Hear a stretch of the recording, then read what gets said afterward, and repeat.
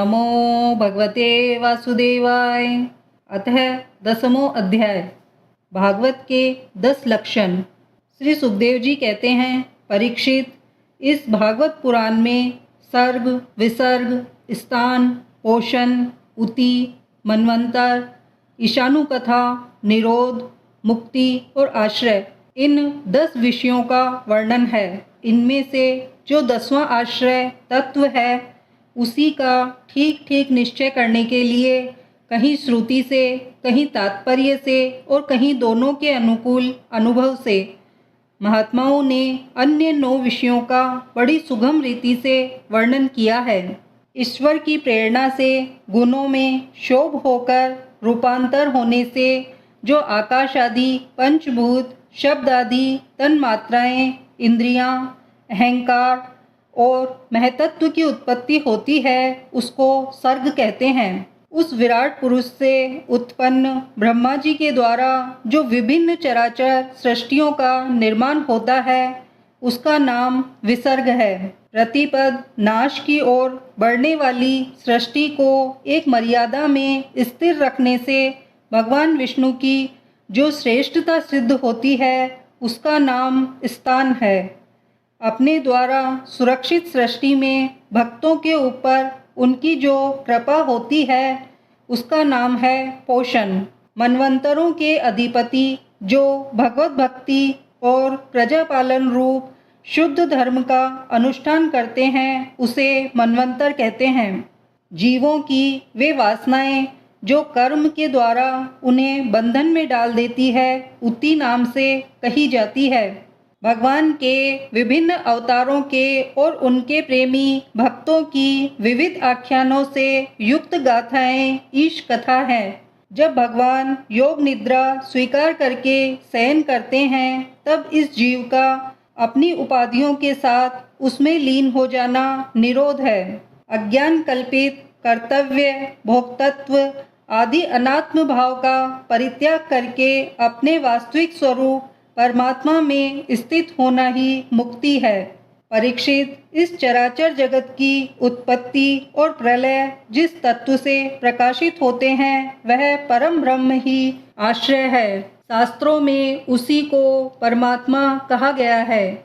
जो नेत्र आदि इंद्रियों का अभिमानी दृष्टा जीव है, वही इंद्रियों के अधिष्ठात देवता सूर्य आदि के रूप में भी है। और जो नेत्र गोलक आदि से युक्त दृश्य देह है, वही उन दोनों को अलग अलग करता है। इन तीनों में यदि एक का भी अभाव हो जाए, तो दूसरे 2 की उपलब्धि नहीं हो सकती।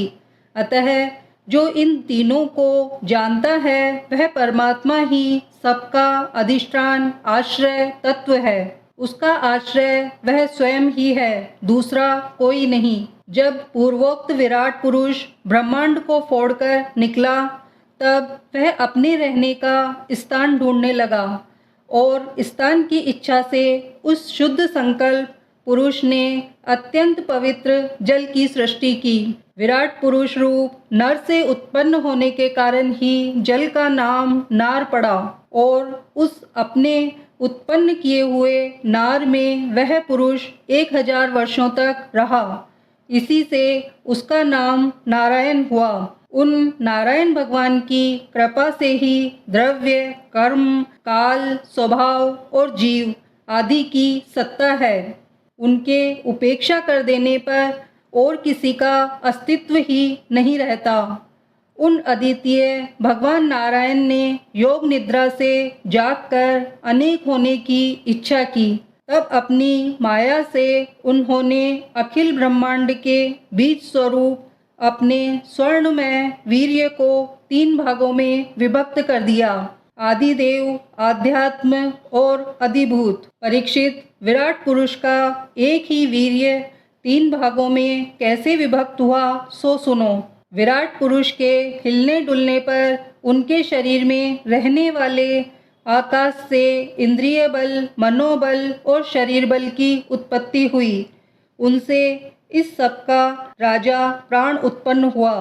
जैसे सेवक अपने स्वामी राजा के पीछे पीछे चलते हैं, वैसे ही सबके शरीर में प्राण के प्रबल रहने पर ही सारी इंद्रियां प्रबल रहती है, और जब वह सुस्त पड़ जाता है तब सारी इंद्रियां भी सुस्त हो जाती है।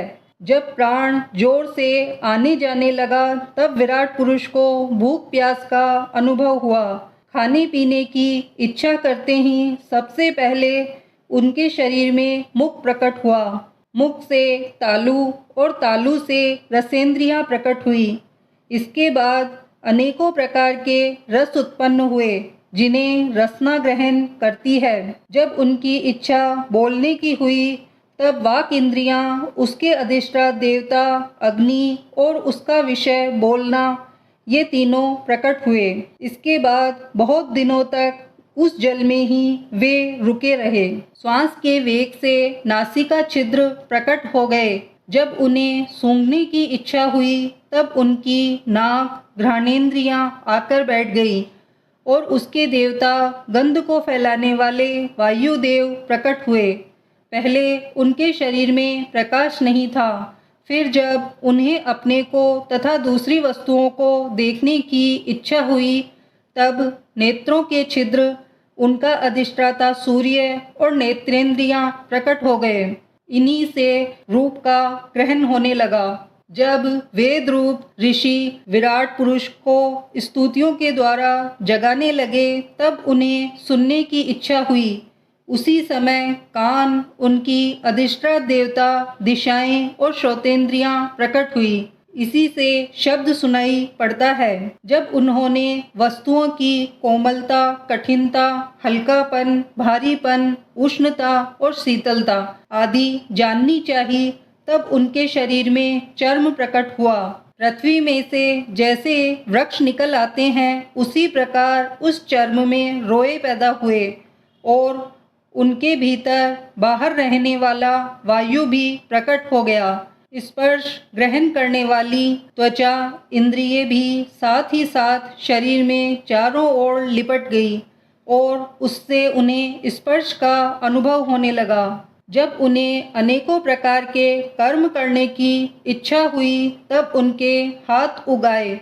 उन हाथों में ग्रहण करने की शक्ति हस्तेंद्रिय तथा उनके अधिदेवता इंद्र प्रकट हुए और दोनों के आश्रय से होने वाला ग्रहण रूप कर्म भी प्रकट हो गया। जब उन्हें अभिष्ट स्थान पर जाने की इच्छा हुई तब उनके शरीर में पैर उगाए। चरणों के साथ ही चरण इंद्रिय के अधिष्ठाता रूप में वहां स्वयं यज्ञ पुरुष भगवान विष्णु स्थित हो गए और उन्हीं में चलना रूप कर्म प्रकट हुआ। मनुष्य इसी चरणेन्द्रिय से चलकर यज्ञ सामग्री एकत्र करते हैं। संतान, रति और स्वर्ग भोग की कामना होने पर विराट पुरुष के शरीर में लिंग की उत्पत्ति हुई। उसमें उपेस्तेंद्रिय और प्रजापति देवता तथा इन दोनों के आश्रय रहने वाले काम सुख का आविर्भाव हुआ। जब उन्हें मल त्याग की इच्छा हुई तब गुदा द्वार प्रकट हुआ। तत्पश्चात उसमें पायु, इंद्रिय और मित्र देवता उत्पन्न हुए। इन्हीं दोनों के द्वारा मल त्याग की क्रिया संपन्न होती है। अपान मार्ग द्वारा एक शरीर से दूसरे शरीर में जाने की इच्छा होने पर नाभि द्वार प्रकट हुआ। उससे अपान और मृत्यु देवता प्रकट हुए। उन दोनों के आश्रय से ही प्राण और अपान का विछोह यानी मृत्यु होती है। जब विराट पुरुष को अन्न जल ग्रहण करने की इच्छा हुई तब कोंख, आंतें और नाड़ियां उत्पन्न हुई। साथ ही कुशी के देवता समुद्र, नाड़ियों के देवता नदियां एवं तुष्टि और पुष्टि, ये दोनों उनके आश्रित विषय उत्पन्न हुए। जब उन्होंने अपनी माया पर विचार करना चाहा तब हृदय की उत्पत्ति हुई। उससे मन रूप इंद्रिय और मन से उसका देवता चंद्रमा तथा विषय कामना और संकल्प प्रकट हुए। विराट पुरुष के शरीर में पृथ्वी, जल और तेज से 7 धातुएं प्रकट हुई। त्वचा, चर्म, मांस, रुधिर, मेद, मज्जा और अस्थि, इसी प्रकार आकाश, जल और वायु से प्राणों की उत्पत्ति हुई।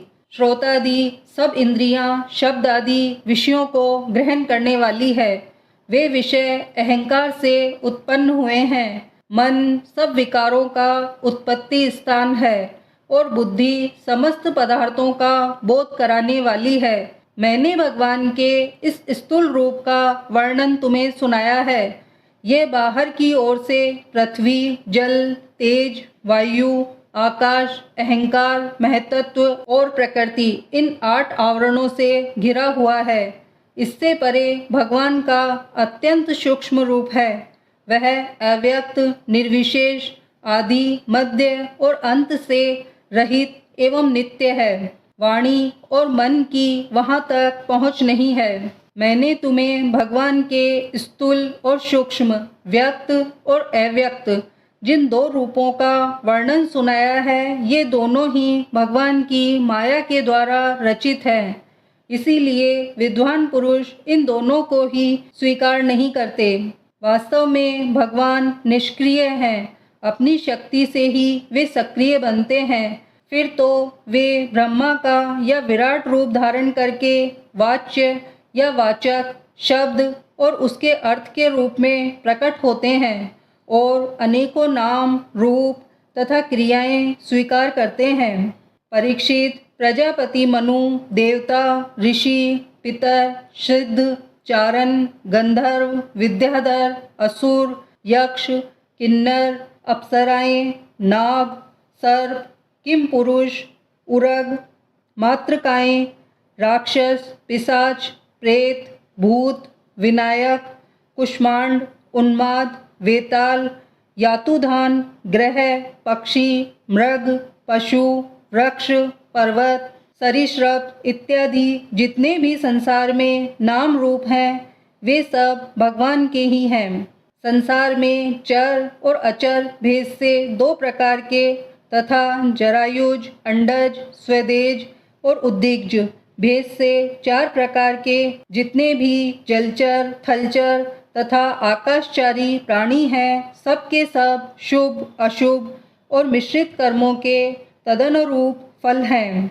सत्व की प्रधानता से देवता, रजोगुण की प्रधानता से मनुष्य और तमोगुण की प्रधानता से नारकीय योनियां मिलती हैं। इन गुणों में भी जब एक गुण दूसरे 2 गुणों से अभिभूत हो जाता है, तब प्रत्येक गति के 3-3 भेद और हो जाते हैं। वे भगवान जगत के धारण पोषण के लिए धर्म में विष्णु रूप स्वीकार करके देवता, मनुष्य और पशु पक्षी आदि रूपों में अवतार लेते हैं तथा विश्व का पालन पोषण करते हैं। प्रलय का समय आने पर वे ही भगवान अपने बनाए हुए इस विश्व को कालाग्नि स्वरूप रुद्र का रूप ग्रहण करके अपने में वैसे ही लीन कर लेते हैं जैसे वायु मेघमाला को। परीक्षित, महात्माओं ने अचिंत्य ऐश्वर्य भगवान का इसी प्रकार वर्णन किया है, परंतु तत्वज्ञानी पुरुष को केवल इस सृष्टि पालन और प्रलय करने वाले रूप में ही उनका दर्शन नहीं करना चाहिए, क्योंकि वे तो इससे परे भी हैं। सृष्टि की रचना आदि कर्मों का निरूपण करके पूर्ण परमात्मा से कर्म या कर्तापन का संबंध नहीं जोड़ा गया है। वह तो माया से आरोपित होने के कारण कर्तृत्व का निषेध करने के लिए ही है। यह मैंने ब्रह्मा जी के महाकल्प का अवान्तर कल्पों के साथ वर्णन किया है। सब कल्पों में सृष्टि कर्म एक सा ही है। अंतर है तो केवल इतना कि महाकल्प के प्रारंभ में प्रकृति से क्रमशः महतत्व आदि की उत्पत्ति होती है और कल्पों के प्रारंभ में प्राकृत सृष्टि तो ज्यों की त्यों ही रहती है। चराचर प्राणियों की विकृत सृष्टि नवीन रूप से होती है। परीक्षित, काल का परिमाण कल्प और उसके अंतर्गत मनवंतरों का वर्णन आगे चलकर करेंगे। अब तुम पाद कल्प का वर्णन सावधान होकर सुनो। सौनक जी ने पूछा, सुत जी, आपने हम लोगों से कहा था कि भगवान के परम भक्त विदुर जी ने अपने अति दुस्तजय कुटुंबियों को भी छोड़कर पृथ्वी के विभिन्न तीर्थों में विचरण किया था। उस यात्रा में मैत्रेय ऋषि के साथ आध्यात्म के संबंध में उनकी बातचीत कहाँ हुई तथा मैत्रेय जी ने उनके प्रश्न करने पर किस तत्व का उपदेश किया। सुत जी, आपका स्वभाव बड़ा सौम्य है। आप विदुर जी का वह चरित्र हमें सुनाइए। उन्होंने अपने भाई बंधुओं को क्यों छोड़ा और फिर उनके पास क्यों लौट आए। सुत जी ने कहा, सौनकादि ऋषियों, राजा परीक्षित ने भी यही बात पूछी थी। उनके प्रश्नों के उत्तर में सुखदेव जी महाराज ने जो कुछ कहा था वही मैं आप लोगों से कहता हूँ। सावधान होकर सुनिए। इति श्रीमद्भागवते महापुराणे परमहंस्या संहिताया द्वितीय स्कंदे पुरुष संस्थानुवर्णन नाम 10 अध्याय। इति द्वितीय स्कंद समाप्त।